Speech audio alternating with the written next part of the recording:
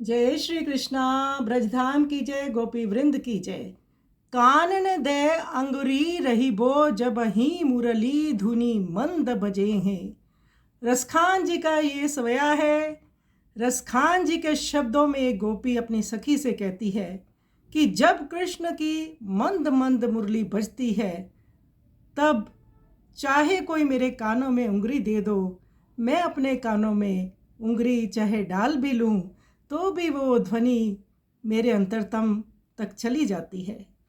अर्थात मुझे वे तान ना सुनने दे, चाहे कृष्ण अटारी पर चढ़कर मोहने वाली तानों के साथ गोचरण के गीत गाए। मैं सारे ब्रज के लोगों से पुकार पुकार कर इस बात को कहती हूँ कि कल चाहे कोई कितना ही समझाए, परंतु हे सखी, मुझसे कृष्ण के मुख की मुस्कान संभाली नहीं जाती। अर्थात मैं कृष्ण के प्रेम में बहुत ही व्याकुल और उन्मत्त हो गई हूँ।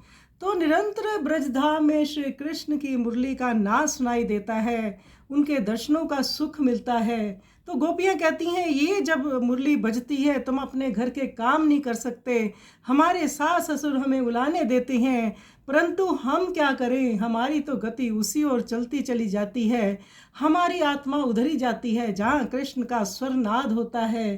तो बड़ी विचित्र स्थिति है। अब वो गोपी कह रही है कि मैं कान में उंगली भी डाल लूं, तो भी वो जो है ध्वनि मेरे कानों तक के अंदर भेद कर मेरे हृदय में जा पहुंचती है। तो बहुत सुंदर सवैया रसखान जी का है। आइए सुंदर सवैया का हम श्रवण करें।